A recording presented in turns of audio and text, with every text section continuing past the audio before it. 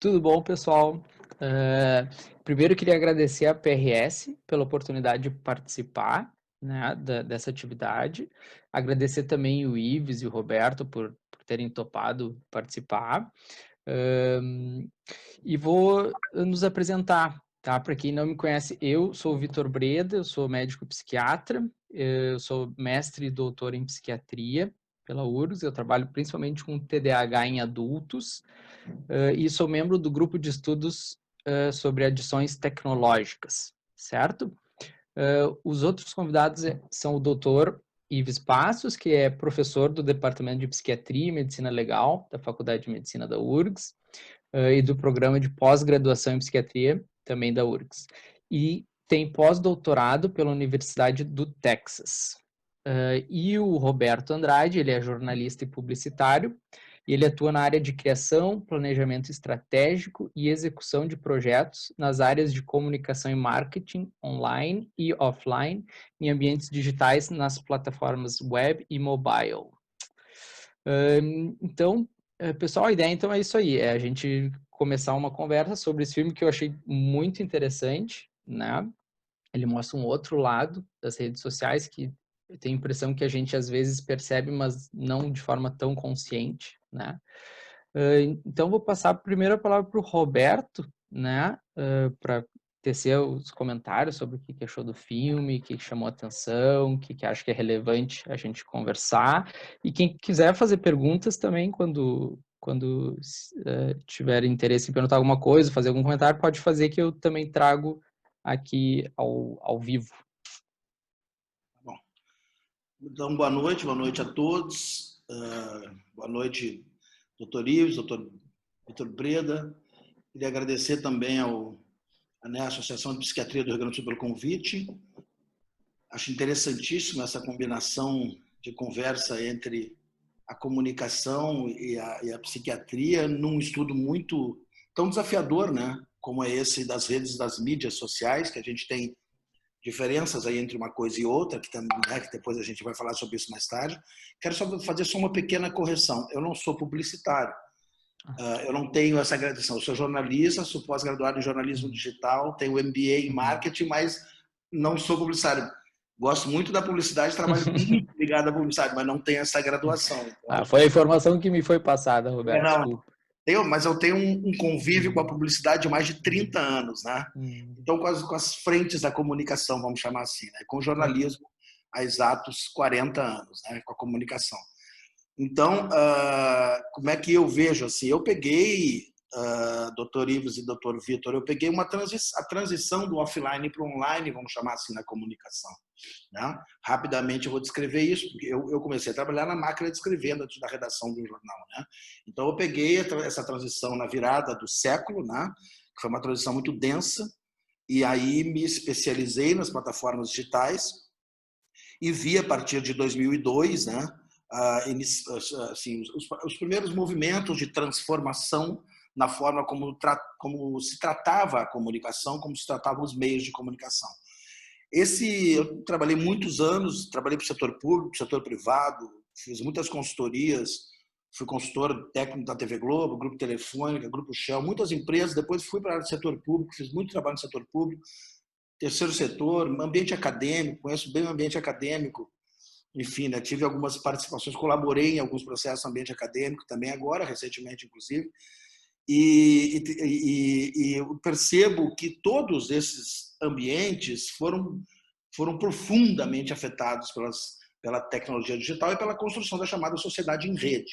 Né? O que é essa sociedade em rede? Foi o momento em que se descobriram as plataformas digitais como ferramentas de poder, de comunicação, uma nova ferramenta de poder, uma horizontalização na forma de se relacionar, das pessoas se relacionarem, e os brasileiros, com as suas características latinas, que depois vocês poderiam explicar muito mais que eu, essas características, né? Os brasileiros se revelaram experts no uso das tecnologias. E isso é uma coisa muito interessante, uma coisa que eu avalio e analiso há muitos anos, né? Quem é que ensinou as crianças e os jovens e os adultos brasileiros a usar a internet? Foram os pais? Não.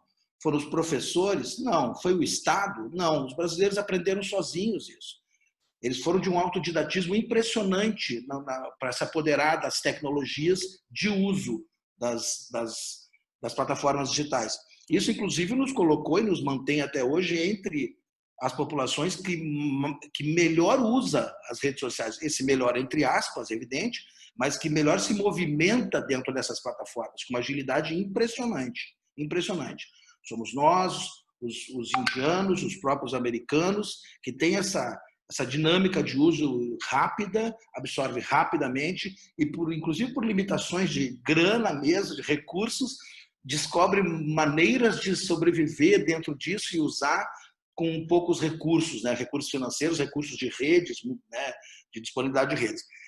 Então, acho que essa evolução ela foi muito mais rápida do que se esperava. É isso que aconteceu. Eu acho que a sociedade não se preparou para o que nós estamos vivendo. Não houve tempo. Né? Não houve tempo. Tem uma coisa que eu gosto muito, agora vamos começar lentamente a falar do filme, né? Do documentário, né? que faz o Dilema das Redes, que é um trabalho muito bom, muito bem feito. Eu tenho algumas restrições que são muito específicas, porque eu não gosto de dramatização em documentário, assim. Eu não gosto quando se mistura ficção com documentário. Eu acho que atrapalha um pouco aquela ficção, a leitura. É tão densa a informação que tem ali dentro, é tão importante, tão específica e tão nobre, vamos chamar assim, que aquela dramatização ela atrapalha um pouco, né? Mas isso é uma visão muito minha, muito pessoal. Mas as informações que estão ali são fantásticas. E tem um momento que eu gosto muito ali, você tem vários, né? Vários. Mas vou citar o primeiro para a gente bater um papo aqui, que é quando um dos executivos, né, lá do Vale do Silício, não me lembro exatamente qual é o nome dele, diz que a forma mais objetiva, muito rápida de se perceber a diferença entre as redes sociais, que eles chamam de mídias sociais, e as ferramentas, porque redes sociais não são ferramentas.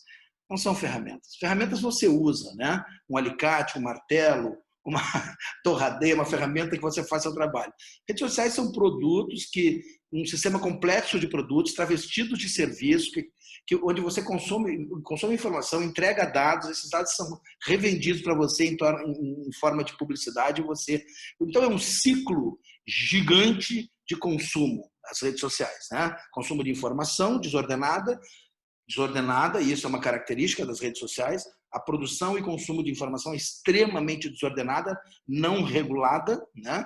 Não mediada, então por isso que gera tantos problemas. Mas ele diz isso sobre ferramentas, né? Não é uma ferramenta. Tem que acabar com essa ideia de que a internet é uma ferramenta. Não, a internet não é uma ferramenta. A internet é um conjunto gigantesco de grandes corporações de tecnologia que dominam as novas formas de comunicação, de interação, principalmente de interação e de relacionamento. Os brasileiros mergulharam nessa estrutura, por quê? Porque é um povo que gosta muito de se relacionar, e isso aí, existe essa necessidade dramática, sensível do relacionamento do brasileiro, né? Ele tem que se relacionar, ele adora se expor, ele não tem vergonha. A gente não consegue imaginar no Instagram um alemão, por exemplo, de sunga na praia, com a mulher de biquíni, a exposição da família, do corpo, da intimidade. O brasileiro faz isso sem o menor problema, ele se expõe. São características da cultura, do perfil da nossa história. Os latinos são um pouco mais livres nesse sentido. Então, ele se jogou mais na rede, né? Os brasileiros se jogam na rede de forma quase irresponsável, né? E isso aí gera, eu fiz uma anotação que eu acho bem interessante, que assim, gera essa ideia, esse desespero, né? Se banaliza um pouco esse julgamento da aceitação social. E aí começam os grandes problemas, né? Quando entra na aceitação social, quando entra na forma de se relacionar um com o outro e quando entra nesse aspecto de invasão de privacidade, né? De riscos à privacidade e ao comportamento. Então, o primeiro desafio que eu deixo aqui, a primeira pauta que eu deixo para a gente pensar, para vocês que são experts, principalmente você, doutor Vitor, né, que não à toa drogados são tratados como usuários e os internautas também são tratados como usuários, né?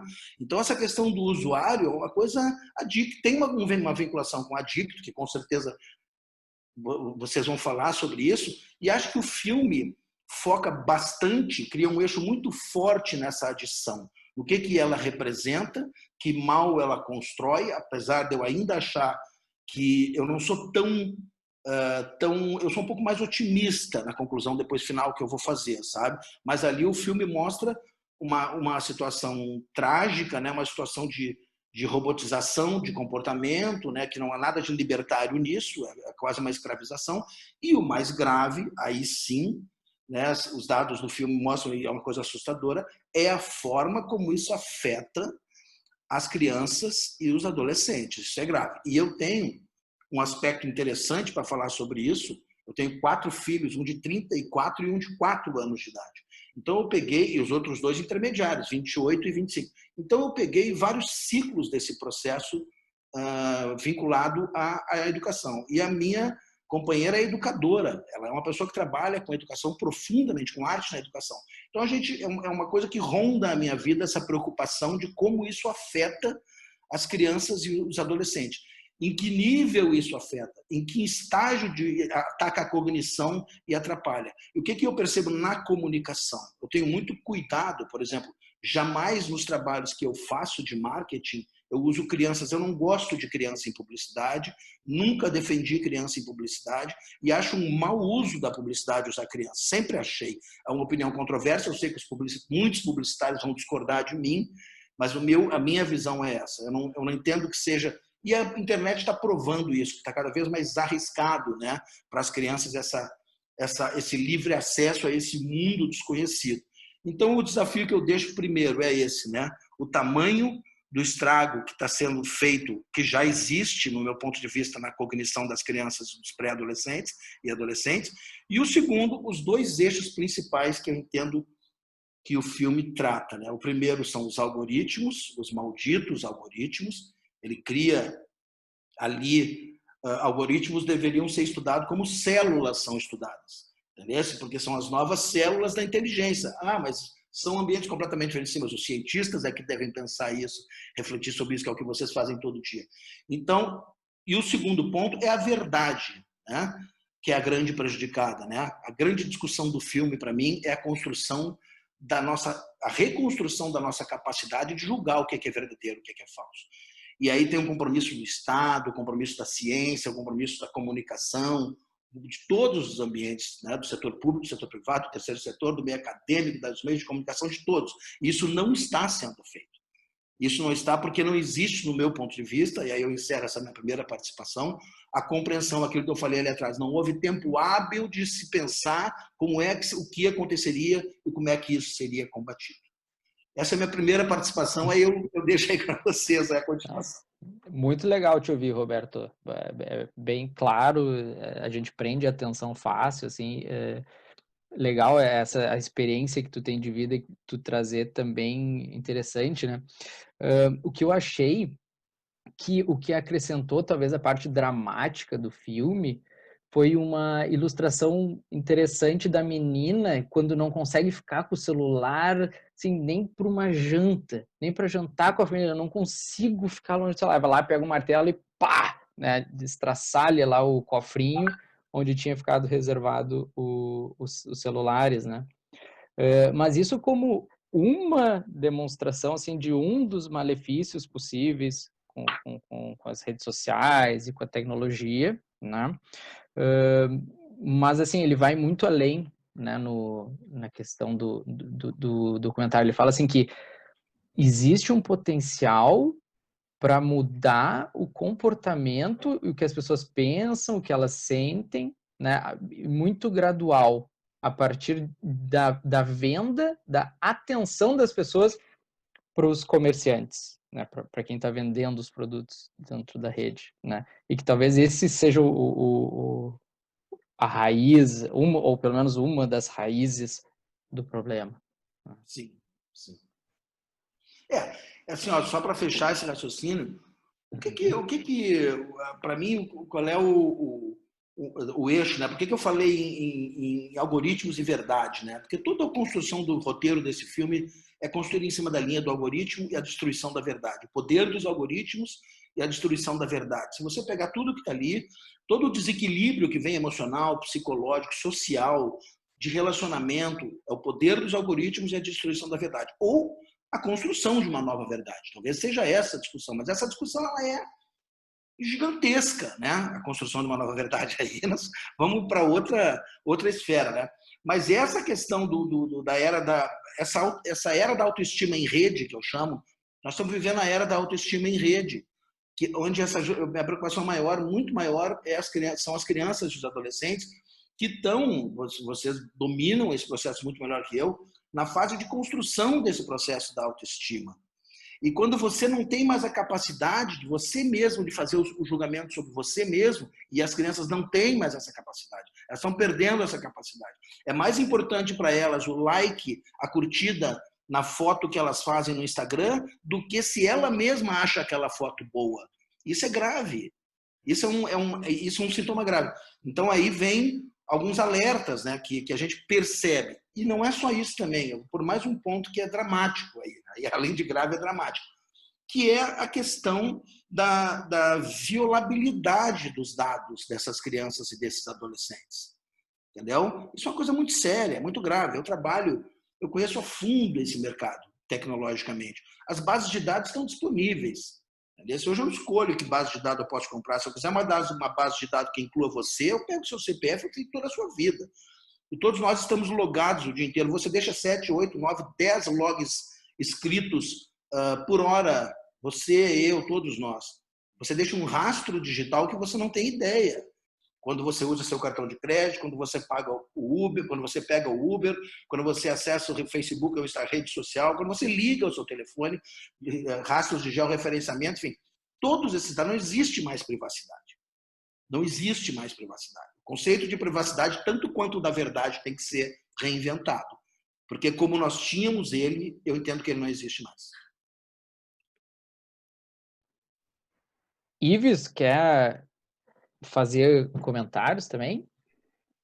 Bom, pessoal, eu queria primeiro agradecer também a PRS pelo convite, né, o Flávio, a Andréa, né, e para mim é um prazer estar aqui com o Roberto, com o Vitor, né, discutindo esse tema tão interessante. Eu dividi aqui o meu primeiro comentário em 4 partes, Vitor. Então, primeiro eu vou fazer uma crítica ao documentário, né, depois fazer uma exposição do que eu achei que o documentário acrescentou ali dos problemas que ele demonstrou, digamos assim, dessas novas tecnologias, né? Ou pelo menos da ampliação que a gente está tendo dessas tecnologias.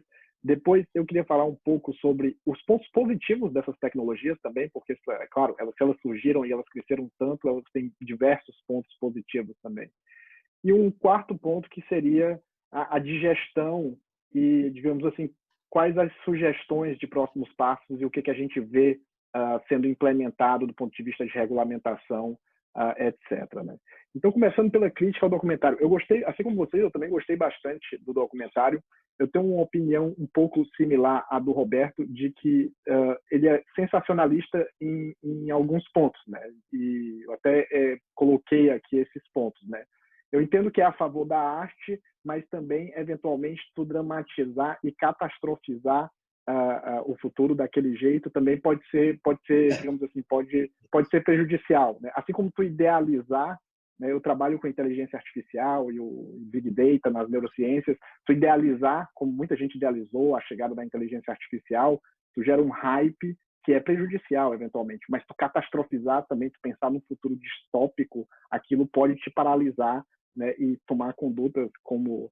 Eventualmente, a gente viu no documentário, tinha das pessoas que falavam e dizia, vamos ter que desligar tudo, né? Vamos ter que sair das redes sociais e etc. Né? Então, a catastrofização, ela também te paralisa. Quando eu acho que a melhor conduta é a digestão, né? A gente entender que é um universo novo, né? O Roberto estava falando, não é uma ferramenta, é um universo novo, né? Que a gente está vivenciando, que a gente tem que digerir ele, né? E que esse é um processo que demanda tempo, né? Então, eu acho que mais do que a inteligência artificial, as redes em si, o problema é o mau uso dessas tecnologias, né? Ou o que está muitas vezes, eu acho que tu colocou bem, Vitor, que talvez a grande raiz do problema aí seja a motivação, muitas vezes, financeira sem uma regulamentação que pode estar por trás disso, né? E o documentário coloca isso muito bem, né?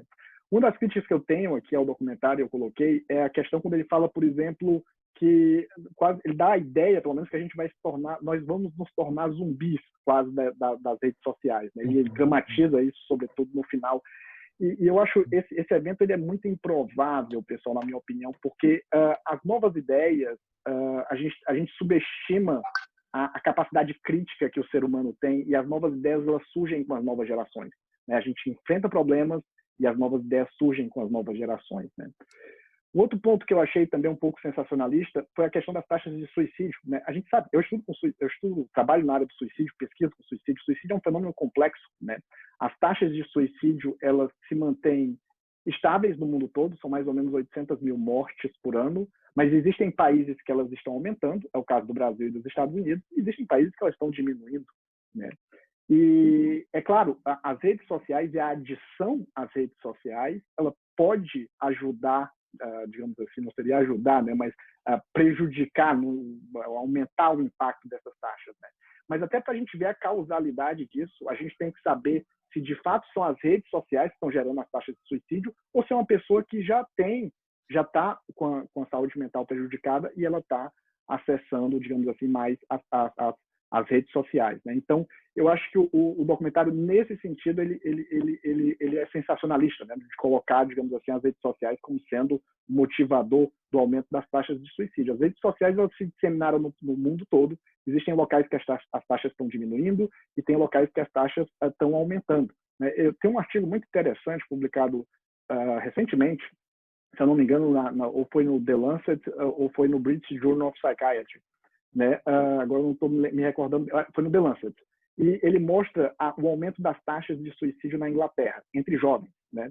E aí ele coloca as prováveis causas, né? E aí ele coloca a crise que a gente teve em 2008, né? Ele coloca, digamos assim, o aumento da carga de estudo entre jovens, e ele coloca também o cyberbullying, né? Que está vinculado talvez a essa questão das redes, né? É claro, o suicídio é um fenômeno complexo. Se a gente for falar sobre suicídio aqui, a gente vai ter múltiplos eventos causais, não é só a rede social que está causando esse aumento das taxas de suicídio. Recentemente, com a pandemia, a gente fez um estudo ali no nosso grupo de pesquisa, ele foi liderado pelo aluno de mestrado Thiago Antonelli, né? E a gente fez um estudo longitudinal para avaliar o impacto da pandemia no aumento de ideação suicida. E a gente analisou os dados e olha que interessante, a gente achou que mais que o distanciamento, o que aumentava com grande tamanho de efeito a ideação suicida era a sensação de solidão. E uma das nossas hipóteses é que as redes sociais elas foram importantes no sentido de aumentar essa conexão. É claro que não é a mesma coisa de uma conexão real, mas é uma conexão virtual que lhe ajuda a lidar com aquele isolamento, né? Então, o que eu estou dizendo assim, o documentário ele traz vários pontos positivos, mas eu acho que a gente tem que ficar atento também e ter essa visão crítica do outro ângulo, né? Existem alguns ângulos sensacionalistas e algumas mensagens sensacionalistas que eu acho que a gente tem que ficar atento também, né? Por outro lado, o documentário traz várias informações muito interessantes que eu acho que faz um favor à sociedade, né? De mostrar com mais clareza, como tu estava falando, Vitor, o problema, né? E qual o problema? Né? Essa questão da privacidade de dados, que foi, acho, muito bem colocada pelo Roberto, né? A gente tem que avançar no sentido de... A gente tem agora a Lei Geral de Proteção de Dados, né, que está sendo implementada. A gente tem iniciativas. Ali no Hospital de Clínicas, a gente tem um trabalho excelente sendo feito pelo pessoal da Comissão de Governança de Dados, né? Então, regulamentar é importante, porque enquanto o mundo real já é, de certa forma, pelo menos na maioria dos países, bem regulamentado, o mundo virtual ele não é. Então, o mundo virtual ele ainda precisa de uma regulamentação e a nossa privacidade talvez seja o ângulo mais sensível desse problema, né? O cyberbullying, eu acho que o documentário coloca isso de maneira significativa, de maneira muito importante, né? Então, o bullying ele já acontece já há anos, mas o cyberbullying levou a uma dimensão que não tinha antes, né? Então, é uma exposição muito, muito mais ampla, né? Tem aquela série, não sei se vocês tiveram curiosidade de assistir, Cobra Kai, que tem na Netflix. Quem assistiu na época, o Karate Kid, né? Acho da época da nossa infância, saiu essa série agora, e ele mostra o impacto do cyberbullying, como aquilo afeta. O bullying já afeta muito a saúde mental da criança, né? O cyberbullying é uma outra proporção, né? Então, E o outro ângulo que eu acho muito interessante que a rede coloca e que, de fato, a sociedade tem que ficar muito atenta é a questão do deepfake, né? Deepfake é aquele, quase que um braço do fake news, né? Utilizando inteligência artificial. Né? Então, tu utiliza algoritmos de inteligência artificial, e tem uns poderosíssimos nesse sentido, como o Deep Learning, e tu cria vídeos fake, né? Voz, digamos assim, a pessoa fala coisas que ela nunca falou num vídeo, é colocado. Né? Então, é um fake news mais sofisticado. Né? Ficou famoso os casos de vídeos pornográficos com a imagem da Scarlett Johansson recentemente. Né? Então, utilizando o deepfake. E a gente vê agora nas eleições, né? Eu não sei se vocês chegaram a escutar no rádio, eu estava escutando o rádio, acho que há uns 2, 3 dias, e uma mensagem, digamos assim, chamando a atenção do eleitor para a probabilidade de estar acontecendo deepfake. Né? Tem até uma mensagem que está sendo passada no rádio. Né? Então, esse é um problema de fato grave. Né? Eu sou revisor de uma estratégia de financiamento de grant lá da Itália, que é a Fondazione Cariplo. E eles, basicamente, é um grant de tecnologia, diálogo da tecnologia com a sociedade. Né? E esse ano a gente teve umas quantas submissões de como lidar com deepfake, como é que a sociedade vai lidar com deepfake. Né? Então, eu acho que esse é um ângulo interessante também que o documentário coloca. Né? Então, essa questão também da venda de uma beleza inatingível, que muitas vezes é demonstrado nas redes sociais, eu também colocaria como um problema também importante, que é muito bem debatido também pelo documentário, nesses usos de filtros no Instagram e outras redes sociais. Né? Por outro lado, eu também vejo pontos positivos. Assim, né?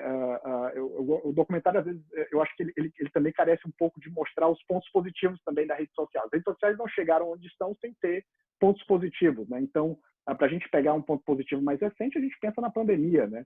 Quanto do nosso sofrimento mental não foi aliviado pela tecnologia, né? A gente pôde manter boa parte do nosso trabalho em home office, trabalhando por Google Meet, né? Esse próprio evento que a gente está fazendo aqui, ele foi disseminado por redes sociais e oportuniza a gente poder debater sobre o tema. E é engraçado, a própria rede social nos ajudou a fazer essa crítica que a gente está tendo dela mesmo, né? Então, existem muitos pontos positivos até recentes, né? Hoje eu consigo, como o próprio documentário fala, né? Eu posso clicar no Uber, chamar um carro e já me deslocar, ou pedir uma comida pelo iFood, né? As conexões virtuais, eu sei que elas não são talvez a mesma coisa da conexão real, mas ainda assim elas são conexões, né? No ano de 2008, eu fui fazer uma parte do meu internato em Lyon, na França, né? E eu não conhecia ninguém em Lyon, né? Fui para lá numa época que tinham acabado de lançar recentemente o Orkut na ocasião, e a gente tinha um Skype, né? Então foi uma vantagem muito grande, assim, no sentido de eu manter minhas conexões, estava sozinho lá fazendo novas conexões, mas tinha um conjunto de conexões que me apoiava, sobretudo nas primeiras semanas, né? Eu poderia entrar em contato com os meus pais por Skype, né? Quem viajou para a Europa, morou na Europa na década de 90 ou no começo dos anos 2000, o desafio era muito maior nesse sentido, né? Bom, no começo da década de 90, para fazer uma ligação internacional era um absurdo, digamos assim, né? E talvez acho que o ponto mais positivo para a gente da área da saúde, pelo menos, é que o impacto da inteligência artificial na área da saúde e dos aplicativos, ele vai ser muito significativo. Né? A gente tem uma série de dispositivos baseados em inteligência artificial sendo aprovados agora pelo FDA, né, para diagnóstico mais acurado de câncer de mama, na tomossíntese de mama, câncer de fígado, câncer de pulmão, na tomografia, fratura de punho no raio-x. A gente tem algoritmos agora que identificam o ritmo cardíaco. A própria Apple lançou o Apple Watch que dá para medir uma derivação, mas recentemente saiu um artigo agora recente na Lancet Digital Health mostrando um algoritmo que consegue medir mais outras arritmias, porque a derivação atual que a gente tem no Apple Watch só consegue medir basicamente a fibrilação atrial, digamos assim, né? E assim, acaba sendo o objetivo central da criação das redes foi aumentar a conectividade, né, entre as pessoas, né? Mas ela também tem seus pontos negativos que eu acho que o documentário coloca de uma maneira muito importante, né? Bom, diante disso, só para finalizar essa minha fala, eu também vou colocar aqui uns pontos que eu acho importante, assim, a gente tem que ter uma postura de digerir, né? Então, o que fazer diante disso? Né? Tem seus benefícios, tem seus benefícios claros agora na área da saúde, a monitorização dos pacientes, mas tem uma série de malefícios, tem a adição às redes que você estava falando, Bruno, acho que o Roberto colocou vários outros pontos interessantes. Então, acho que o primeiro passo é se informar, né? É entender esse universo novo, né? Eu acho que esse documentário ajuda nesse sentido de tu ver quais são as desvantagens, né? Então, se informar sobre mídias sociais, como é que funciona, aplicativos, Big Data, inteligência artificial. O próprio universo do Big Data ele mudou recentemente. Antigamente a gente tinha 3 vezes, que era volume, velocidade e variedade. E foram adicionados 2 vezes agora, né, nesse campo científico do Big Data, que é o valor, né, ou seja, tu desenvolver algoritmos que tragam valor para a sociedade, e a veracidade, né, aqueles teus dados, eles tragam e exprimam de fato a veracidade das informações, né. Então, eu acho que se informar é o primeiro passo, é o que a gente está fazendo aqui, o que a PRS está, eu acho, fazendo de uma maneira muito interessante, né? Estimular esse debate. O segundo passo, eu acho que é a questão da regulamentação, seja no nível governamental, mas no nível institucional, né? Então, ali no Hospital de Clínicas, a gente já tem essa comissão de governança de dados que foi criado para justamente ver questões de como lidar com os dados dos prontuários, né? E também do ponto de vista governamental, a gente vê, para dar alguns exemplos recentes, né, tem a Lei Geral de Proteção de Dados, tem essa iniciativa que eu achei muito interessante da Itália, de financiar pesquisa, especificamente nessa área do diálogo da tecnologia com a sociedade, para a gente ter uma maior conscientização do que está de fato acontecendo, né? Então, eu acho que ainda o universo digital ele é pouco regulado, né? Eu acho que o Roberto colocou bem, né? Está muito claro que o impacto nas crianças e adolescentes ele é significativo, porque o próprio aparelho mental da criança ainda está se formando, né? Então, será que não é de regular, de ter uma idade a partir da qual a criança possa se expor, ou pelo menos regular o tempo que a criança vai se expor a esse tipo de rede social? Qual rede social, né? É quase como, por exemplo, censura de filme, né? Filme, claro, todo mundo gosta, mas é importante ter uma certa regulamentação naquele tipo de lazer, né? E eu acho que talvez o ponto mais importante é o que a gente pode fazer por nós mesmos e pela nossa família, né? Quase que um manual de conduta, é um universo novo, né? Então tu tem que ter um manual de conduta teu, né? Eu acho que o documentário coloca a questão de desligar notificações. Eu, por exemplo, minhas notificações são desligadas, porque senão meu celular fica todo o tempo ali vibrando e aquilo ali te mobiliza, né? Te gera uma ansiedade, uma vontade de ver aquilo, né? Eu acho que a própria geração ela vai tendo ideias novas. A gente já tem alguns aplicativos, como o documentário também coloca, que regulam o uso das redes sociais ou do WhatsApp, né? Por exemplo. Outras coisas interessantes, pelo menos eu vou dizer algumas coisas de manual de conduta até que eu mesmo uso. Eu evito mandar e-mail no final de semana, né? Geralmente eu programo meus e-mails, acho que tu mesmo viu isso, Vitor, recentemente. O Google consegue programar, eu programo, sei lá, para 8 horas da segunda-feira ou para outros horários. Então, são condutas, o mundo mudou, né? Essa nova geração ela já vem com essa mudança, mas a gente também tem que se adaptar a esse novo universo, né? Então, ter horários limites para tu entrar em redes sociais, para tu usar o WhatsApp, né? Particularmente quando eu entro de férias, eu coloco até uma foto de férias na minha mensagem, na minha foto do WhatsApp, programo o meu e-mail, né? Quem tem filho, é importante regular em casa, né? Ter uma regulamentação ali, é quase que um manual de conduta dentro de casa, né? Então, acho que essas são minhas primeiras palavras. A minha opinião é que a gente tem que digerir essas novas tecnologias, né?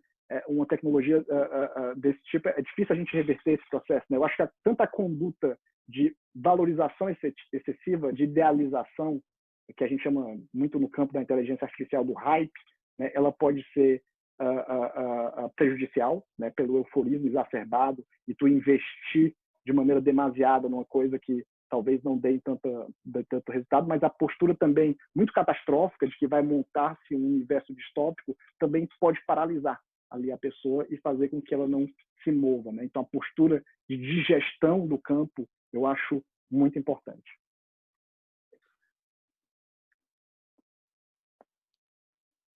Ives, obrigado. Muito bom te ouvir, né? Já temos aqui elogios para a atividade.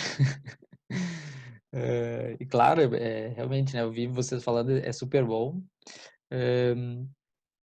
E me chamou a atenção, Ives, nessas coisas que tu estava falando, a questão deles colocarem os 2 pontos, assim, os positivos e os negativos, né, a ponto de chamar assim, é uma utopia e uma distopia ao mesmo tempo. Claro que tem o excesso do filme, né, tipo de trazer o sensacionalismo, que é isso que tu estava falando, mas que faz sentido, né, porque Eu tenho realmente essa impressão, acredito nisso. Eu acho que a grande maioria dos designers dessa área, eles não são maus. Eles não pensam, não, vamos sacanear as pessoas. Eu acho que não é essa a ideia. Tanto um dos desenvolvedores do positivo, lá do sinal de legal, ok, do Face, ele diz, não, a gente queria espalhar a positividade, né? Pô, as pessoas gostando e tal, curtindo umas as coisas das outras, né? Só que acaba tendo o outro lado também, né? Que é o potencial para dano, né? E, por exemplo, o cyberbullying, né? A própria propaganda, né? Assim como o bullying existia há muito tempo, propaganda também existia na televisão, né? A diferença é o alcance, né? E o potencial para levar a mudança nos comportamentos, né? É isso, Vitor. Eu estou de acordo com o que tu falaste, né? É claro, assim, um outro ângulo que eu lembrei agora do documentário, ele fala da questão da dissociação, né? E a gente tem, de fato, assim, se percebe uma dissociação recente da sociedade, né? Mas eu até acredito que esse é um movimento que acontece, se você olha historicamente a nossa evolução, esses movimentos de dissociação, eles eventualmente acontecem. E às vezes culminam até em guerras, né? A gente teve, enfim, não vou retomar a história, mas a gente tem guerras mundiais, e o que combate a dissociação é o diálogo, né? Então, essa é o que combate, muitas vezes, tu ter essa dissociação, é o diálogo. Eu não vejo a rede social como sendo o principal motor nesse sentido. Eu vejo que, em algum sentido, ela pode colaborar no sentido porque tu acaba ficando só naquele teu universo, né? Mas quando a gente percebe esse fenômeno, aí vale a pena, bom, então como é que a gente vai avançar aqui nesse sentido? Como é que a gente vai estabelecer o diálogo, né? Como é que vai estabelecer a diplomacia entre essas pessoas, né? Então, são movimentos que acontecem na história da humanidade, esses movimentos, por exemplo, de dissociação, né? Em relação às redes sociais e às novas tecnologias, eu também sou um otimista, digamos assim, né? Eu acho que tem muitos problemas que a gente vai ter que digerir, né? Assim, tá aqui, de fato, esse universo distópico, que eu acho pouco provável que aconteça, mas pelo menos no curto, médio prazo, digamos assim, né? Para que, de fato, esse universo distópico ele não aconteça de maneira nenhuma. Por isso que é importante essa crítica, né? Eu acho que as novas gerações, elas também, elas não são zumbis, digamos assim, elas vêm com críticas embutidas, né? E eu concordo contigo que eu acho que essas pessoas que inventaram esses projetos, acho que na maioria das vezes é com boa intenção, né? Lá pelas tantas, a gente sabe que chega um momento que tu quer ter uma missão na tua vida, né? E lá pelas tantas a pessoa toma aquilo como missão e executa para dar um ganho para a sociedade. Agora, é claro que por trás, muitas vezes, vai ter a motivação financeira. E às vezes, quando ela é acachapante, né? No documentário se fala, né? É difícil a gente saber, mas se fala da pressão dos acionistas e pressão de provavelmente de fundos de investimento, etc. Bom, aí tu tem uma força que se tu não regular aquela força, né? Aí tu vai realmente, a gente pode ter alguns problemas, né? A gente tem situações, né? Quando o próprio capitalismo estava sendo instaurado, de necessidades de regulação, para que tu não digamos assim, criasse um sofrimento na sociedade como um todo.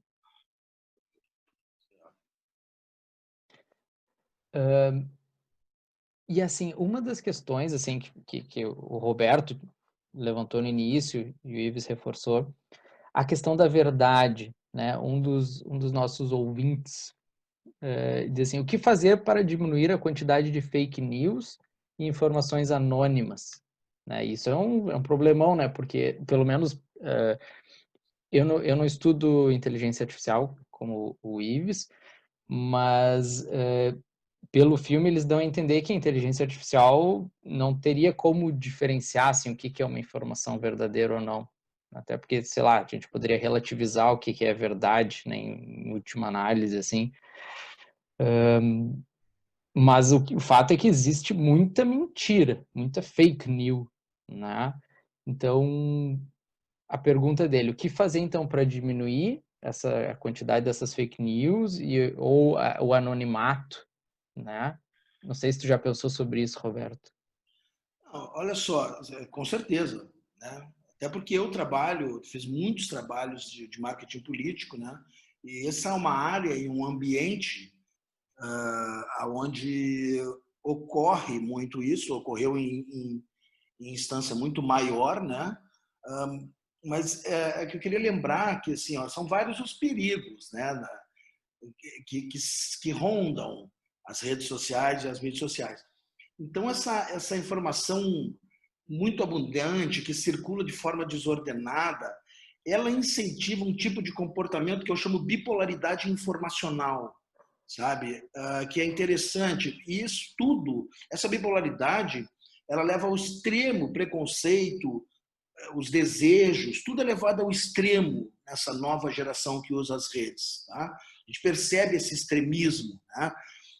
E a gente tem que considerar também que nada é isolado da questão econômica, social e cultural. Né? Nada. Nenhum contexto desse que nós estamos falando é isolado, principalmente da questão econômica e social. Entendeu? Por quê? Nós temos uma situação muito exótica no Brasil. O Brasil tem 270 milhões de aparelhos celulares, tem muito mais celular do que gente. Né? Então, no momento em que você tem mais celular do que gente, é evidente que exige alguma forma de regulamentação disso. Eu concordo com o Ives totalmente. Não? A indústria se alçou a um projeto comercial dentro de uma estrutura normal, dentro do capitalismo, de concorrência, só que não foi exigido pelo Estado ou construído pelo Estado os recursos necessários. Agora começam a se construir. E aí entra na questão das fake news, por exemplo. O próprio TSE, né, fez um trabalho importante, o próprio Supremo, a questão da Lei Geral de Proteção de Dados, essa investigação sobre fake news, tornar isso público, a imprensa, os meios de comunicação bateram muito nisso, tanto que não está se repetindo esse ano. Nós estamos em pleno processo eleitoral nesse momento, né, dentro dos municípios, para as prefeituras municipais, e não está se repetindo aquilo que eu chamo de tragédia de 2018, sabe? Que foi, eu considero que em termos informacionais houve uma tragédia ali, houve um desastre na história do Brasil, e não estou fazendo nenhum julgamento de mérito político, porque eu acho que o Bolsonaro usou desses recursos, mas os outros candidatos também usaram desses recursos. Então, assim, o que houve? Houve ali, para mim, foi um borderline desse assunto todo, sabe? Assim, se fôssemos adiante da forma como estava, nós entraríamos numa desentropia, numa desordem estrutural de comunicação, de informação, de política, de poder, de relação do Estado com as forças sociais. Estava muito denso aquilo ali tudo. E aquilo ali é o que eu chamo dessa bipolaridade informacional. Nós sofremos disso, em especial no Rio Grande do Sul. Quero fazer essa ressalva, já que nós estamos aqui com a Associação de Psiquiatria do Rio Grande do Sul. O gaúcho, ele é um pouco mais bipolar que o brasileiro, né? Ele é chimango, ele é maragato, ele é gremista, ele é colorado, e é por característica cultural, não é uma crítica, é uma característica cultural do povo gaúcho. Então, essa bipolaridade leva a esses extremos todos. Qual é a maior vítima dos extremos? É a verdade. É a verdade. Não existe verdade nos extremos. Esta é a verdade. Não existe verdade nos extremos. Então, eu acho que essa reconstrução, eu, como jornalista, e eu tenho uma história pessoal de vida e um viés humanista, eu entendo que houve uma falha gigantesca na preparação educacional. A educação falhou também nesse momento, sabe? Então, o que a gente hoje encontra? Nós encontramos crianças e jovens com pais despreparados para administrar, para mediar essa situação complexa de uso de telas, redes e poder de comunicação. É arriscadíssimo, né? Se eu, que sou uma pessoa informada, vocês que são pessoas informadas, já é difícil negociar isso com filhos e construir essa solução. Imagina para as pessoas que têm dificuldades financeiras terríveis, que vivem em condições insalubres de vida, mas que, paradoxalmente, lá dentro das suas vidas, das suas rotinas, estão os telefones celulares também. Então, existe um problema. Eu entendo que tem uma vinculação a essa questão toda desse esparrame tecnológico. Eu acho que houve uma desordem, sabe, da gestão pública no sentido de preparar um pouco a sociedade para isso. Acho que teve. E aqui eu quero vou me permitir fazer uma crítica ao ambiente acadêmico, assim como eu faço também aos meios de comunicação. Tá? que eu acho que nós falhamos também. Os meios de comunicação falharam e o ambiente acadêmico também falhou. Porque o que eu percebo, né? Nós tínhamos mais capacidade de leitura, de análise e de diagnóstico disso que estava acontecendo. E acho que nós essa crítica é uma crítica positiva, propositiva. Eu acho que se não se tinha ideia que seria tão rápido esse processo como ele aconteceu. Dentro das escolas estavam os pesquisadores, os cientistas, né, estavam estudando e pesquisando isso, só que o trem veio muito mais rápido e era muito maior do que se imaginava. A mesma coisa aconteceu com os meios de comunicação. Então, eu acho que agora é a hora dessas grandes forças sociais, que são os meios de comunicação, que é o ambiente acadêmico, que é o terceiro setor, que é o próprio setor público e o setor privado, o conjunto da sociedade civil, tem que se organizar em relação a isso, sabe? Tem que criar... Porque óbvio, eu não quero ter um viés negativo no final desse processo, mas manual de conduta dentro de estruturas livres de tráfego de dados, eles são quase... vai virar que nem lei, é para não ser cumprido. No dia seguinte tem uma nova rede operando, entendeu? Então, acho que claro que tem que ter a regulamentação, mas esses manuais de conduta, eles funcionam, Ives, e aí sim, como você falou, dentro das corporações. Eu acho que cada corporação, a academia, tem que construir o seu manual de conduta, a imprensa, o Congresso Nacional, a Ordem dos Advogados, o CREMERS, cada uma dessas corporações que são sólidas, os sindicatos, tem que ter, mas aí teria que haver um pacto nacional, e o Brasil, infelizmente, não está no momento de pacto, né? Nós não estamos... O momento social, político, nosso econômico não é de pacto, é quase dessa bipolaridade informacional, ela afeta outros pontos, né? Então, eu acho que, para encerrar esse meu raciocínio, acho sim que tem que haver regulamentação, acho difícil impor um pacto, esse manual, anotei aqui que você falou, né, um manual de conduta, e acho sim que tem que ter uma ação dos pais em relação aos filhos de controlar o uso desses dispositivos, entendeu? Agora, o problema é o seguinte, os pais não estão preparados para isso, não sabem o que fazer, e ainda foram atropelados por esse processo da pandemia, onde as crianças ficaram dentro de casa, onde não tinham o que fazer com as crianças dentro de casa. Então, se gerou um processo, o que já estava num processo difícil se complicou mais ainda, né? Então, eu acho assim, só para fechar em relação ao filme, ao documentário, né? Eu vejo, tirando a dramatização, que eu concordo com o Ives também, eu acho muito dramático aquilo ali. Eu acho assim, não é... As informações são boas, mas o drama, para mim, ele é um pouco... É como, sabe, é uma necessidade utópica de explicar o que não se atinge, sabe? Eu não sou tão... Eu sou mais otimista, como vocês. Eu acho que sim, vai ser digerido, sim, com certeza vai ser digerido, tem que ser digerido, sim, vai ser regulamentado, e eu acho que sim, a vida vai continuar e as pessoas vão continuar usando as redes de forma livre, só que com alguns controles externos e internos também. Eu acho que a grande dificuldade de quem estuda isso cientificamente é entender que controles são possíveis de ser feitos. Que controle é possível de ser feito? Dentro de casa, qual é o controle que é possível de ser feito? Dentro da universidade, qual é o controle que é possível de ser feito? Dentro de um órgão público, qual é o controle? Dentro dos meios de comunicação, enfim.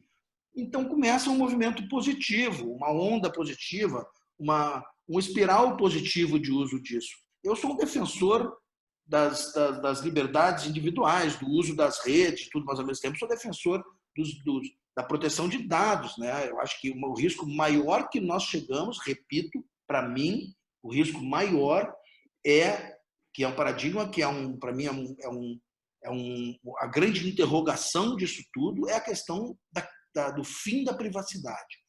Nós não temos mais privacidade. Isso aí gera quase um outro debate, entendeu? As pessoas que entendem que tem privacidade estão iludidas. Não existe mais o conceito da privacidade. Ninguém mais tem privacidade. Então, eu acho melhor a gente partir da realidade para conseguir projetar um pé no chão o que vem pela frente, né?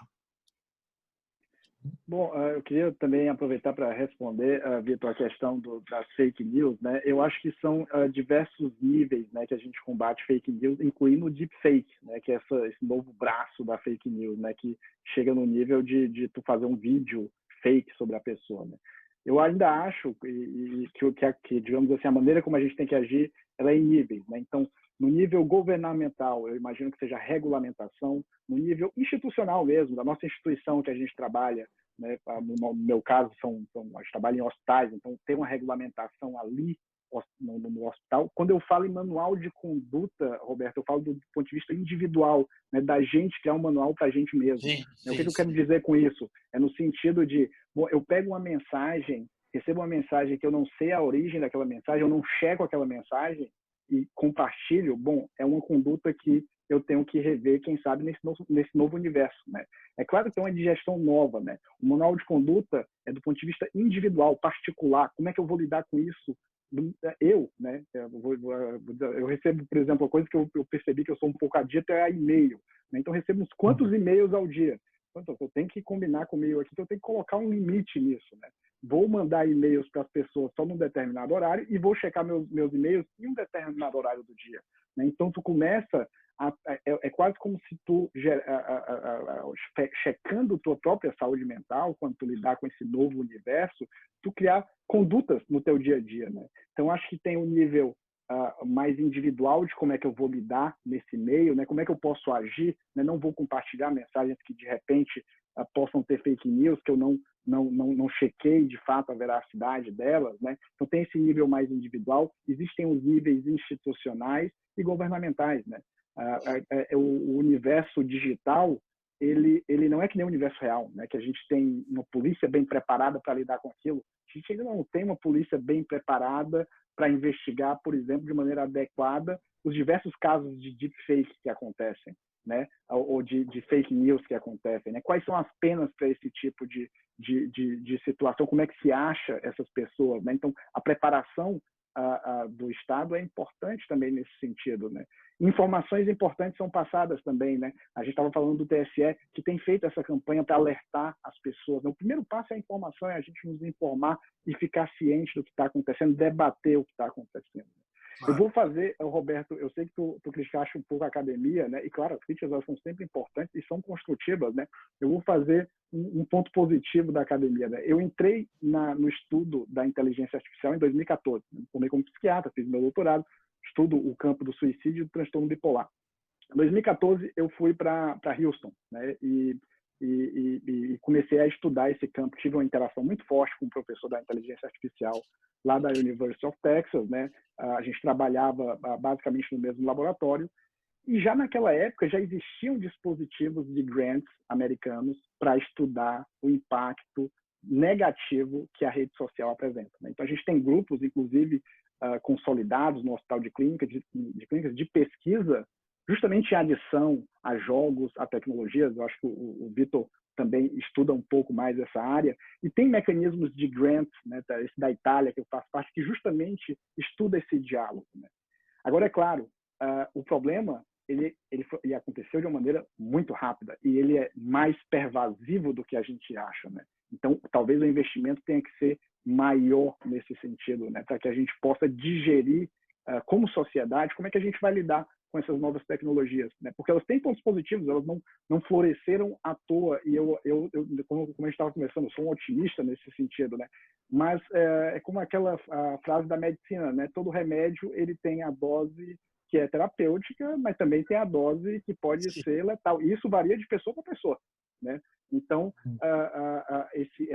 a benesse que eventualmente as redes sociais podem gerar para algumas pessoas podem ser malefícios para outras, né? Então, eu acho que é uma evolução como sociedade que a gente vai passar, e eu não tenho dúvida que a academia ela vai ser muito importante nesse diálogo, né? É daí que vão sair as evidências científicas que vão pautar muitas vezes as políticas públicas e regulamentações que vão, digamos assim, nos ajudar a digerir esse campo. Tem um comentário. Pode falar, Roberto. Só fazer uma observação que eu acho interessante, Ives, que é o seguinte: como foi que às vezes a gente você cria uma timeline, você cria uma linha de tempo, como foi rápido o processo todo?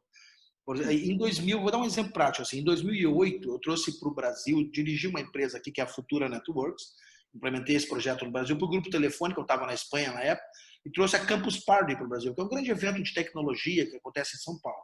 Nós implementamos lá em 2008, depois eu levei para a Colômbia esse evento em 2009 e ele foi se transformando num grande evento mundial. Em 2008, não sei se vocês vão lembrar, não existia o problema das redes sociais. O grande problema e a preocupação eram os gamers, era o quanto jogar fazia mal para as crianças e para os adolescentes. E olha como não se fala mais nisso hoje, né? Então, por isso que eu acho que foi muito rápido esse processo. Né? Eu me lembro bem direitinho que quando houve a Campus Party no Brasil, o primeiro evento em São Paulo, no Ibirapuera, aliás, houve várias mesas sobre isso, houve vários debates sobre gamers, o risco que os gamers tinham ao ficar excessivamente exposto à violência, ou aos jogos, ou à tela, ou enfim. Hoje eu não ouço mais isso. Então eu acho que foi muito rápido, o recorte de tempo de 10 anos é muito curto, né, num estudo científico. Então eu imagino que também para a academia tenha sido difícil, né, para conseguir abrir as gavetas certas e colocar as informações certas dentro desse cenário novo. E o pior não é isso. O pior é que vem aí, e eu acho interessante você falar em deepfake, eu pesquisei também um pouco, né? Não tanto quanto você, evidente, mas pesquisei um pouco de deepfake, e vem aí novos recursos, cada vez os recursos vão ser mais. Então, quando você fala do bem e do mal, eu achei interessante aquilo dos desenvolvedores, acho que foi você, né, Vitor? Você falou dos desenvolvedores, das pessoas do bem e do mal. Eu concordo totalmente. O que acontece, né? Você trabalha com tecnologia, eu vi uma parte, no momento do documentário, um dos desenvolvedores dizia o seguinte, a gente não tinha ideia do que a gente estava fazendo, nós estávamos desenvolvendo. Como que aquilo era usado depois, se não me engano, era do Twitter ou do Instagram. Do Instagram. A gente não tinha ideia. Eu era uma parte daquele processo ali que não sabia como aquela linha de código que eu estava desenvolvendo, não tinha ideia como é que aquilo ia ser utilizado. Eu imagino que 90% dos desenvolvedores, estou chutando o número evidentemente, tem essa mesma situação. Então eu acho que ali o bem e o mal ali, eu acho que também, por isso eu acho que o documentário também deu uma resvalada nisso, sabe? Porque não é isso, aquilo é indústria. Eu acho que o que faltou, de fato, e na história da humanidade sempre faltou, nós não resolvemos ainda a Revolução Industrial, né, doutor Ives, doutor Vitor? A gente não sabe onde pôr o lixo ainda, entendeu? Então, assim, sabe, a indústria não recolhe o lixo que produz, sabe? Então, acho assim, os problemas... E olha que tem aí um século, né? Então, eu acho que eu bato na mesma tecla. A gente está mal preparado para enfrentar a tecnologia está sendo mais rápida. Nesse sentido, ela é mais forte do que nós. O algoritmo está sendo mais forte que o neurônio, nesse sentido. Sabe? Esse é o não. Eu sei que é um horror dizer isso para dois psiquiatras, mas os algoritmos estão... Sim, mas em termos evolutivos, levaria assim, milhares, talvez milhões de anos para o cérebro evoluir, enquanto que um algoritmo só vai. Né? É uma evolução Eles fazem muito, aquele muito gráfico ali de rápida. processamento que eu achei muito interessante, né? De capacidade. A capacidade de processamento dos algoritmos em 30 anos evoluiu 1 trilhão%, uma coisa assim impensável para o cérebro humano, né? Uma coisa... Vendo esse ponto, Roberto, eu lembrei agora, não sei se vocês leram, acho que vocês devem ter lido aquele livro do Sapiens, do Harari, né? Ele coloca justamente esse ponto, né? Que a gente chegou num tempo que a tecnologia avança tão rápido que vai avançar mais rápido que talvez do que o biológico, né? O que a gente demorou anos para evoluir, se a gente lá pelas tantas não digerir a coisa é muito rápida, né? Eu concordo contigo, acho que o Harari coloca isso também no livro dele, né? A rapidez da evolução da tecnologia, né?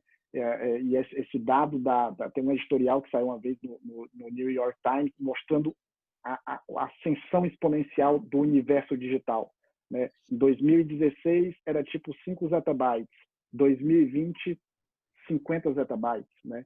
Próximos anos você acha que vai chegar perto de 200 zettabytes, não? É uma coisa que antes não tinha nem um zettabyte, de repente tu tem uma coisa exponencial surgindo. Né? Pessoal, a gente tem um monte de comentário. Acho que o pessoal tá gostando. Eu tô gostando, pelo menos. Alguém trouxe a informação aqui que o Jaron Lanier, que é um dos críticos do sistema atual de funcionamento das redes sociais, Tem uma TED Talk bem interessante, né, que ele diz que a crítica principal é a seguinte, é que no início imaginou que a gratuidade da rede social seria uma coisa boa, bom, fazer uma coisa universal, né, porque todo mundo vai ter acesso. Só que em algum momento isso ia precisar ser monetizado para ser sustentável, digamos assim. Né? Alguém ia lucrar com isso. E aí se optou por um sistema de propagandas. Né? Então, tu oferece um serviço inicialmente grátis e depois vende a nossa atenção para quem quer fazer propaganda. Né? E aí ele critica que talvez um dos pontos seja o erro, seja esse modelo. Que talvez, se não fosse oferecido um serviço gratuito, seria uma possível solução. E tu sabe, Vitor, que o Brasil é um dos poucos países do mundo que tem essa ideia de que a internet tem que ser grátis. O primeiro serviço de internet no Brasil, que é um dos primeiros, que era o IG, que era internet grátis. Se criou uma ideia de gratuidade. Não existe como você ter uma internet grátis. Não é pelo simples fato de não existir almoço grátis, não é por causa do produto em si. Era pela complexidade de serviços que tem ali.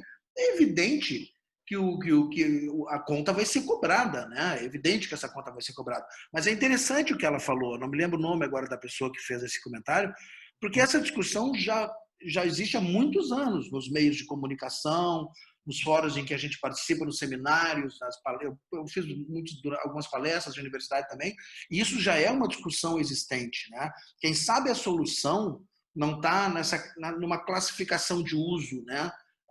O que você quer usar, quanto isso custa, e tirar o peso de cima da tua atenção. Ou seja, você não pode ser tanto o produto. Nós somos o produto hoje, né? Nós somos o produto, o melhor produto das redes somos nós, porque nós vendemos a nossa atenção e depois compramos os produtos com os nossos próprios dados garimpados, né, e distribuídos. Então, eu acho bem interessante essa possibilidade. Não sei como, teria que analisar melhor. Né? Uhum. E só para complementar, antes, Roberto, que estava falando sobre os gamers, né, que isso é uma das coisas que a gente estuda, né? Isso ainda hoje se estuda, o que eu acho que talvez não esteja tão assim, não é o assunto que está bombando. Não acho que tenha acabado, eu acho só que perder foi tanta coisa nova. Eu estudei isso a fundo. Eu sou muito amigo do Sérgio Amadeu, que estudou isso a fundo também, um professor de São Paulo, que estudou muito essa parte de gamers. Sei que é estudado, mas me parece que sabe, que foi soterrado pela questão das redes sociais. Assim, sabe? A lupa mudou, né, o foco. Desculpa, eu te interrompi, Ives. Eu queria só colocar uma observação a mais, Vitor. Acho que tu colocou um ponto interessante, essa questão da motivação financeira, né? Acho que também, como o Roberto estava falando, assim, é claro, lá pelas tantas, para tu escalar as coisas, para tu profissionalizar, só a boa vontade, às vezes, tu tem que ter uma motivação financeira, né? Acho que são múltiplas forças, né? Como acontece, por exemplo, em outras indústrias. Na própria indústria farmacêutica tem múltiplas forças ali, né? Tem a ciência, tem o marketing, tem a indústria. Então, tem múltiplas forças por trás, né? Mas a gente também tem bons exemplos no meio, né? Eu acho que no próprio documentário ele coloca a Wikipedia como sendo um exemplo positivo, né? Então, a gente tem como tu implementar esse tipo de tecnologia. E eu acho que é por isso que é importante a regulamentação, porque lá pelas tantas, a empresa sozinha não vai se regulamentar, né? Claro que ela vai criar alguns dispositivos, né? Como a gente vê o próprio Google criando dispositivos, ou pessoas que desenvolveram um aplicativo, depois criando aplicativos para diminuir o uso do próprio aplicativo, né? Então, mas isso aí é que está também a função, acho que governamental, né? De regulamentar esse tipo de universo, né? Então, deixar de fato a coisa ir por si só, eventualmente pode gerar isso que a gente está vendo em alguns cenários, né? Explosão de fake news e que agora já está menor, eu concordo com o Roberto, eu acho que está menor do que as eleições passadas, porque a gente como sociedade já entendeu o mecanismo, a gente já está percebendo, embora a gente está em process ainda, né? Na verdade, ainda estamos aprendendo com isso. Agora que a gente começou, né? A gente está aqui num fórum de discussão com psiquiatras, muitos com grande formação, né? Mas a gente pensa também, e quem não tem esse tipo de acesso à informação que a gente está tendo aqui, esse debate que a gente está tendo, né? Então, às vezes, será que essa digestão já penetrou na sociedade? Né? Então, esse é um questionamento que a gente também pode fazer, né? E o brasileiro muda de... Tem uma coisa de matilha, né? De efeito manada, assim, muda muito rápido o comportamento, né?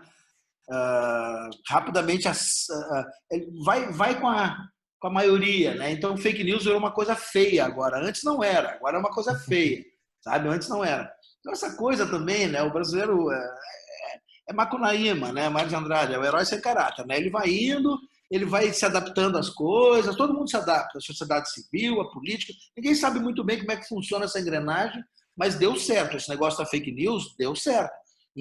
Nós saímos num processo de 2 anos de uma ferramenta que estava usurpando a estrutura de poder, era isso que estava acontecendo, inserida dentro do processo político, e não só no processo político, estava sendo inserido perigosamente em outras áreas, na religião, no futebol, nessas grandes instituições. Em 2 anos conseguiu se transformar essa ferramenta do mal numa coisa já observada pela população como um elemento nocivo, como uma coisa ruim. Você pode perguntar hoje em qualquer classe social, você fala em fake news, eu acompanho muito isso. Eu faço muita pesquisa, né, comportamental, de comportamento, e faço diagnósticos muito do comportamento social. E hoje o fake news é uma força do mal. As pessoas não querem, têm vergonha já. Às vezes até elas fazem por desinformação. Não checa a fonte, passa adiante aquela informação, mas quando é pega fazendo a mentira, literalmente, ela fica em vergonha. Eu percebo que está tendo uma mudança de comportamento. Isso é positivo. Foram só 2 anos, né? Quando nós chegamos naquele on the border, né? Na fronteira, se seguisse adiante do jeito que estava, nós íamos para o caos total.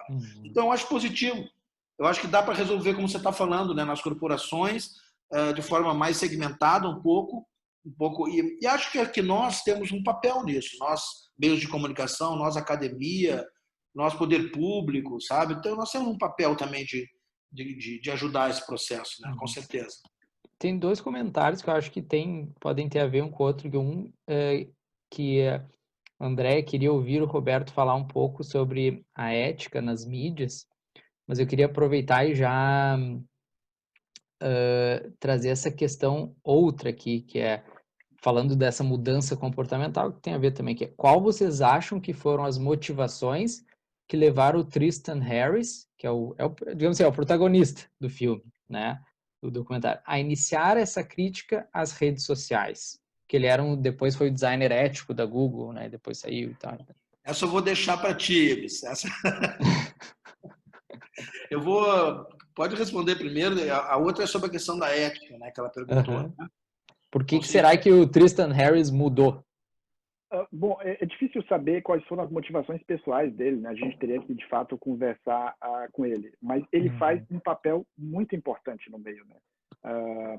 Então, assim, a gente sempre tem que ter, claro, o elo construtivo, mas a gente tem que ter, ao mesmo tempo, o elo crítico, né? Para que a gente possa digerir, né? A digestão, para ela existir, ela tem que ter a força proativa da criação, mas também tem que ter a crítica, né? E ele pega esse papel da crítica de uma maneira muito importante. Então, acho que o papel dele na construção de tudo isso que a gente está avançando no futuro é importante, né? Então, eu acho que lá pelas tantas ele percebeu que a gente, como sociedade, carecia de alguém que desempenhasse esse papel. Eu vejo uma motivação positiva dele, né? E ele disse, bom, vou desempenhar esse papel, vou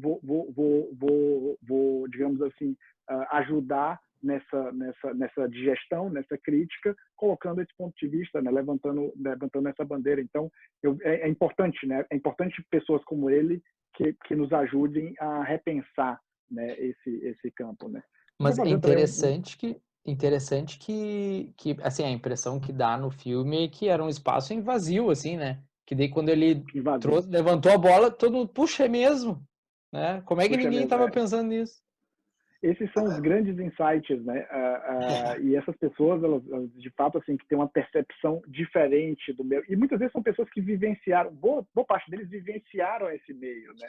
E eles mesmos pegaram, para tu ver o poder da nossa crítica, né? Por isso que eu acho que a gente não é um zumbi lá pelas tantas. A gente vivencia aquilo ali e aí vem a crítica e a sociedade digere. É claro que a gente tem uma série de problemas na sociedade, mas a gente também tem um aspecto positivo, proativo. A gente está falando das fake news, da deepfake, e o Roberto estava falando hoje, se tu compartilha, pelo menos em alguns ciclos, compartilha alguma coisa inadequada, tu é criticado, aquilo ali mancha a tua imagem, né, atualmente. E muito foi porque a gente digeriu aquilo como sociedade, né? Eu lembro agora, teve um dispositivo também de grant ali, não lembro se foi da CAPES, do CNPq, ou se foi do Ministério da Tecnologia, né, para grants de tecnologia, e eles iriam financiar pesquisas do impacto da fake news na saúde mental. Eu me lembro desse grant porque a gente aplicou para ele no começo do ano, né? Infelizmente a gente acabou não ganhando esse dispositivo. Felizmente a gente já ganhou um outro que é liderado pela Maria Paz, no mesmo edital, pela professora Maria Paz, sobre tecnologias na área da saúde. Mas assim, a gente como sociedade, né, ou seja, estimulando o financiamento no meio acadêmico, regulamentando, e a gente mesmo como sociedade digerindo aquilo ali, a gente consegue evoluir. Eu acho que ele faz um papel importante, ele assume um papel importante. Concordo contigo, Vitor, assim, estava meio vazio assim no campo, né? É verdade. Engraçado, né? Ele é uma forma de fazer política também, né? É uma ação política, eu acho, sabe? Não sei se ele tem alguma participação política, acho que não, porque ele é um cara que não tinha, né, uma liderança, não tinha uma forma de fazer política. Não me surpreende que entre para a política também, né? Mas, enfim, de toda forma, assim, sobre ética, né? Eu não sei exatamente se ela pergunta em algum campo específico ou se ela fala na ética como um aspecto geral das redes, né? A ética é uma discussão gigante, né? O conceito da ética, a aplicação da ética nos módulos sociais em que a gente atua, enfim, profissionais e corporativos, enfim. E ética, sim, né? É uma coisa muito sujeita também à regulamentação, né? Existem conselhos aí, na grande maioria das estruturas corporativas, que têm controles éticos, né, sobre as suas ações, enfim, alguns mais eficientes e outros menos. De toda forma, acho assim, a ética, ela existe em toda a escala. Se você pegar toda a escala das plataformas digitais, ela tem escalas de ética também. A pessoa, por exemplo, você que me perguntou sobre ética, você pratica a ética quando você compartilha conteúdos com as suas redes de WhatsApp. Você pratica a ética ao não compartilhar conteúdo falso, pratica a ética a não reproduzir, né, conteúdos de terceiros que você não checou, enfim. Você pratica a ética não pregando ódio, não pregando racismo, não pregando, sabe, comportamentos que são inaceitáveis dentro dos termos de uso das próprias redes sociais. Muitas vezes, eu fazendo campanha política, e um candidato fazendo a área de comunicação, e o candidato me perguntava: o que eu faço aqui na minha rede social? Esse cara que está me atacando de forma agressiva, me caluniando, na verdade. Eu disse assim: por que você não bane ele da sua... Ah, não, mas vão dizer que eu não estou sendo democrata. Cara, não é você que está banindo ninguém. Tem um termo de uso no Facebook. Ele está infringindo o termo de uso da rede. A gente tem a tendência de querer ser juiz. Isso é uma coisa do brasileiro. Aí vem os tribunais das redes dizer: não, essas plataformas têm termos de uso. Basta você ler o termo de uso. É que ninguém lê o termo de uso. Se você ler lá o termo de uso do Facebook, está escrito: qualquer pessoa que tiver qualquer tipo de atitude vinculada à calúnia, à injúria, difamação, denegrir imagem, fazer ataques, atos de racismo, coisa tal, ela é automaticamente banida pelo Facebook. Só que ninguém aplica. Entendeu? Ninguém se preocupa muito com isso. O brasileiro não gosta de não ler manual, né? Compra a máquina, instala ela errada, ela funciona errada há 20 anos até quebrar, entendeu? Ele não lê o manual E tem um manual ali de uso das redes também.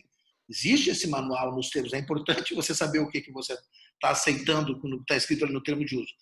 Claro que eles dificultam também isso. E aí vem a questão antiética dessas empresas, que é o contraponto que eu quero fazer, a questão da ética. Essas empresas não são transparentes.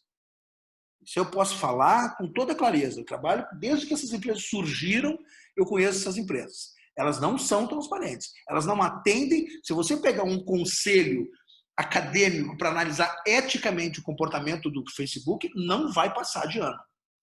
Não são transparentes. Transparência era você dizer exatamente como usa os dados do seu usuário, era você dizer exatamente o que ele está deixando ali de informação, o que ele não está, era avisá-lo antecipadamente que ele iria receber uma publicidade baseada nos dados dele. Nada disso acontece. Então, existe uma quebra ética nessa relação também. O Facebook faz isso, o Instagram faz isso, o TikTok faz isso, todo mundo faz isso. Todas essas redes, o Twitter faz isso, todos fazem. Então, ética, assim, ó, ética é bom exemplo, né? Ética teria que, no meu ponto de vista, ética vem a partir de regulamentação também. Eu acho que falta regulamentação. Essas empresas muitas vezes não, sabe? Claro que as grandes empresas não, mas essas fintechs, essas startups de tecnologia que são milionárias, não tem nem endereço no Brasil, às vezes. Você vai ver, não tem endereço, entendeu? A empresa funciona em um lugar desconhecido. Então, eu acho que falta-se um pouco mais de controle do Estado sobre o funcionamento dessas empresas. Sabe? Eu acho que essas empresas falham eticamente, respondendo aí a nossa amiga que fez a pergunta. E eu espero que a população que tem um perfil de uso intenso, porque redes sociais são redes de relacionamento, né? Essa é a verdade, não são redes de informação. Redes sociais são redes de relacionamento. A informação vem através do relacionamento da pessoa, são redes de confiança, né? Então, acho que os brasileiros estão aprendendo a atuar com mais ética dentro dessas redes. E eu espero a contrapartida das empresas, porque eu não estou vendo grandes modificações no comportamento das empresas. Eu estou vendo grandes discursos, mas grandes transformações eu não estou vendo. E assim, pessoal, assim, quem comentou aqui, nós aqui, aparentemente, a gente é bem otimista, assim, mas na hora do documentário, mais pro final, eles perguntam, o que vocês têm receio de que pior aconteça, né? Daí um deles até que, ele diz assim, que ele proíbe, que é uma regra, assim, os filhos não usam, né? Eles não podem ter rede social, o celular, um deles não podia nem ter acesso a telas, assim, né? Pelo que coloca no... e daí eles falam em guerra civil, né, em autocracia, problemas de economia global ou incapacidade de combater aquecimento global, né? O que vocês já pensaram sobre isso? Assim, vocês acham que a rede social poderia ter um potencial? Porque eles deixam claro que tem um potencial para polarizar as pessoas, né? Isso parece fazer muito sentido, assim, até por exemplos práticos que a gente conversando com amigos, eu tenho um grupo de amigos que acha que o mundo é assado e outro grupo de amigos acha que é assim, né? Então, que tipo de preocupações vocês teriam em relação às redes? As preocupações, Vitor, que eles colocam ali no final, né? Eu acho que são todas preocupações potenciais, né? Mas entra um pouco naquilo assim de até catastrofizar um pouco o futuro, né? Ou de, digamos assim, achar que a gente não vai ter uma crítica por trás, como a gente está tendo, né? Ou seja, eles mesmos fazem parte desse processo de crítica e lá pelas tantas esse processo de crítica é que vai ajudar a tolher o processo e nos ajudar a conduzir. Autocracias, grandes guerras, sei lá, ditaduras, eles já aconteceram na história da humanidade várias vezes, né? As redes sociais podem ajudar num processo semelhante? Pode, mas elas não são as únicas forças que determinam esse processo, né? E a gente perceber quais os malefícios e prontamente agir é que vai nos ajudar a lidar de maneira mais, se relacionar de maneira positiva com elas, né? Eu acho que as tecnologias não são um grande mal, né? Os algoritmos não são um grande mal. A inteligência artificial nos beneficia em múltiplos aspectos. Quem está no campo da saúde percebe isso recentemente, né? Mas a relação com a tecnologia, isso, se o mau uso dela pode nos complicar, né? Então, eu concordo que esses problemas eles podem de fato acontecer, existe um potencial de acontecer, mas junto a esse processo existe um processo de crítica que vai acabar culminando com um estudo maior desse fenômeno e culminando com a regulamentação que eventualmente pode vir a acontecer, né? Mais eficaz. Eu não acredito, pelo menos no curto, médio prazo, num futuro distópico, né? Assim, de que a gente vai ter uma distopia, né? E que vai, sei lá, como algumas pessoas eventualmente falam, que vai gerar a extinção da humanidade. Veja bem, a gente já teve vários problemas durante o percurso da humanidade, não acredito que isso vai acontecer. É difícil prever um futuro no longo prazo, porque tu não sabe o que vai acontecer, né? Muita coisa pode acontecer. Mas diante disso que a gente está vivenciando, eu acredito que além dessas forças que a gente também tem a força da crítica, que nos ajuda a digerir esse campo, né? Uhum. Eu tenho uma visão um pouco, assim, um pouco mais dura em relação a alguns processos. Eu acho que há uma desordem. Isso tudo faz parte de uma desordem. O mundo está vivendo uma desordem em termos estruturais, né? Você percebe a desorganização do capitalismo, a desorganização de outras estruturas de poder também, outro sistema. Tem uma fragilidade geral na economia, uma fragilidade geral na política. E eu acho que a tecnologia entrou num momento que tinha uma fragilidade estrutural também, e ninguém entendeu muito bem qual seria a força daquilo nos processos. Os investidores investem. Eles são investidores, eles põem, né, os grandes investidores, botaram os seus dinheiros nessas empresas, capitanearam essas empresas. E o que nós temos de fato? Nós temos 4 ou 5 empresas que controlam hoje a comunicação do planeta. Não são, a comunicação do planeta não é controlada mais pelos meios de comunicação, como era antigamente as TVs com seus satélites. Não, a TV virou a IPTV, TV com protocolo de internet, a telefonia virou WhatsApp, sabe? Caíram, ruíram grandes estruturas de informacionais. Ruíram, simplesmente ruíram. Vocês iam imaginar que nós íamos ter hoje realidades como aí sim é quase distópico, entendeu? E hoje você tem um presidente que o Trump governa pelo Twitter, entendeu? Onde é que você imaginar isso há 10 anos atrás, entendeu? Uma coisa assim. Isso para mim é quase distópico, parece um filme, né? Ou a Rússia interferindo na eleição dos Estados Unidos através do Facebook, que é ali que eles descrevem um pouco também. Então eu acho que são assim, ó, é um cenário confuso num momento confuso de organização econômica e social planetário. Eu sei que é difícil falar nesses termos, mas acontecem coisas terríveis, né? Lá, Myanmar, dá um exemplo, Myanmar foi horrível o que acontece lá usando a estrutura do Facebook, entendeu? Um ditador sanguinário usa o Facebook para governar, entendeu? E reprime todos os tipos de situações criminosamente. E outros países que a gente sabe que isso acontece.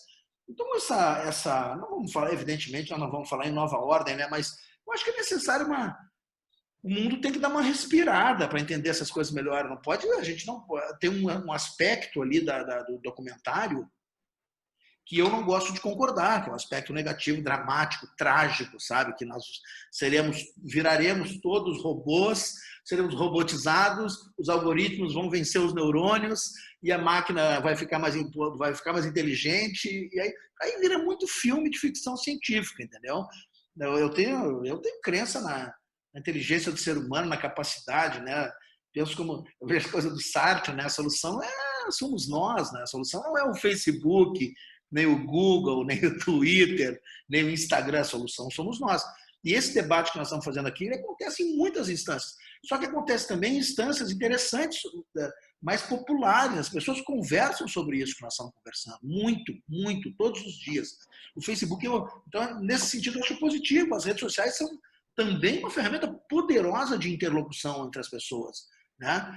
Então é isso. Nós temos que... Eu não quero ficar com aquele amargo final do documentário. Eu, como jornalista, eu sou esperançoso de que esse amargo final não vai ser a realidade. Agora, que nós temos alguns pontos, algumas situações tópicas que são dramáticas para mim, temos. E eu insisto naquela que eu falei lá no começo. Para mim, a exposição, e aí, Vitor, você é um expert nisso, né? Que eu falei lá no começo, né? Quem usuário de droga é usuário de internet também é usuário. A exposição que as crianças e os adolescentes têm às telas hoje, para mim, eu não tenho as informações científicas que vocês têm, mas para mim é dramática. As pessoas, as famílias não sabem o que fazer, as escolas não sabem o que fazer, os pais não sabem o que fazer, o Estado não sabe o que fazer. É uma situação dramática, porque estão numa fase de construção da cognição, construção da autoestima, e estão sendo bombardeados por situações que elas desconhecem. Não sabe, nem nós sabemos o alcance disso. Então, eu tentaria focar mais nas coisas tópicas, sabe? O que tem que ser resolvido? Tem que ser resolvido a forma como esse poder informacional está atingindo crianças, pré-adolescentes e adolescentes. Isso é urgente. Mas, enfim, no geral, eu sou otimista. Mas Roberto, isso é justamente isso. Grande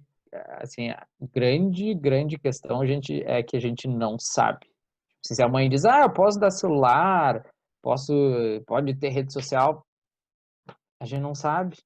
A gente não sabe, assim, de repente vai estudar e descobre, não, cognitivamente é melhor ter acesso cedo a telas, é possível, né? Só que tem que pesquisar, vai ter que ser estudado isso, e esse dado a gente ainda não tem, né? Eu acho que é aí que entra, desculpa te interromper, Vitor, a importância da academia, né? E mostrar esse dado de maneira clara, né? Acho que o Roberto colocou alguns pontos negativos, né? E temos vários pontos negativos, mas também temos vários pontos positivos, né? Então, esse é um fenômeno de fato complexo, né? Eu acho que, embora a gente tenha grandes corporações de tecnologia, com essa grande acessibilidade que a gente tem, né? Mas se você for pensar, hoje você entra no YouTube, você tem várias pessoas se comunicando ali com canais, né? Um espaço que era amplamente dominado por grandes redes. Hoje você vê diversos, e é claro, temos pontos positivos e negativos associados a aos YouTubers, digamos assim, né? Ou aos Instagramers, mas, querendo ou não, a gente teve um processo de maior democratização até do uso da mídia, né? Como a gente vê agora na saúde, né? Essas tecnologias chegando e uma democratização da saúde no sentido do paciente ele tem mais acesso à informação, ele se monitoriza, né? E essas novas tecnologias, aplicativos, inteligência artificial, eles vêm muito nesse sentido também, né? Então, eu acho que a gente tem pontos positivos e tem pontos negativos, como a gente foi colocado, né? E a gente tem que trabalhar a crítica justamente nesse sentido de lidar com essas desvantagens. Bom, pessoal, a gente está se aproximando do horário que era estimado, assim, para terminar, 10h30. Não sei se alguém mais quiser fazer algum comentário, pergunta, ou se o Roberto ou o Ives querem Não, complementar. eu vou fazer como nós tratamos, como a ideia era o documentário, né, o eixo, vamos dizer, né, da nossa conversa e era o documentário. Eu entendo, assim, depois de ver o documentário com atenção e fazer as minhas anotações e tudo, eu entendo assim, não, para mim, pelo menos, não tem muita novidade de informação naquele documentário. Eu sei que tem para muita gente. E eu acho que talvez, em que sentido eu quero dizer que não tem muita novidade? A gente sabe desse uso, a gente sabe da estrutura dessas empresas, sabe que elas são gigantes operacionalmente em relação à captação de informações, base de dados, uso de bases de dados, que nós somos os produtos, de alguma forma. Só que eu sou assim, o que eu deixo como mensagem minha? Eu acho que essas empresas tinham que ser mais éticas com seus usuários. Eu acho que talvez a regulamentação comece pela imposição de posturas mais corretas da empresa em relação aos usuários. A publicidade tem seus códigos de ética que funcionam, a medicina tem seus códigos de ética que funcionam, a engenharia tem seus códigos de ética, o jornalismo tem seus códigos de ética, o direito tem os seus códigos de ética. Eu acho que deveria sim haver um código de ética da tecnologia, ou da informação, ou da internet, ou seja lá o que for. Está dentro da Lei Geral de Dados, está dentro disso, dentro daquilo, ok. Mas as empresas, eu acho que tem que se comprometer com coisas. Eu acho até que é um passo próximo. Eu tenho essa impressão que é o próximo passo, porque eu entendo que são as próprias empresas que têm que propor isso, para melhorar a imagem delas. Esse problema de imagem que essas empresas estão hoje não é só no Brasil. Na Europa tiveram um problema sério, em vários países, na França, na Bélgica, tiveram problemas na Itália, tiveram problemas no México, tiveram problemas nos Estados Unidos. Eles estão com dificuldades também por essa questão ética, pela forma como se comportam. Foram todos para o Congresso nos Estados Unidos explicar atitudes que foram tomadas em cima dessas bases de dados, usos indevidos, venda de bases de dados, enfim. Então, assim, a minha mensagem final é projetar uma forma de todas essas grandes corporações que controlam as nossas ações de comunicação, de interlocução com as nossas redes e de relacionamento, elas têm que ser mais éticas, porque elas têm muita informação sobre nós. É igual você pedir que o Banco Central seja ético, é igual você pedir que as estruturas de processamento de dados do governo sejam éticas. Tem que ter ética. É igual você pedir que as bases de dados das empresas de telefonia não sejam vendidas em disquetes no centro da cidade, disquetes com CD, como eram pelos camelôs. Então, acho que tem que chegar mais perto dessas empresas e dar um ajustado aí no posicionamento ético delas. Tá, tem uma pergunta aqui. Quanto ao transtorno do jogo pela internet, que será incluído no CID-11, será que é mais prejudicial que o vício em mídias sociais? Posso responder, pessoal? É para você, Vitor. Acho que essa é para ti, Vitor. Tá, é assim, Leandro. Na verdade, não tem estabelecido um diagnóstico de dependência em rede social, né? Em termos de malefício para a saúde individual, o que tem bastante informação é sobre dependência ou transtorno por uso de jogos eletrônicos, né? Isso, assim, de pessoas ficarem horas e horas e não produzir, não trabalhar, não estudar, para ficar nos jogos, né? Eu fico com a impressão que a rede social ela tem um potencial para fazer um malefício maior em termos de sociedade, né? Nós, como grupo de pessoas, provavelmente a rede social tenha um potencial para causar mais dano. Embora no nível individual, de saúde individual, o transtorno por jogo online, ele é bem estabelecido que tem evidência de dano.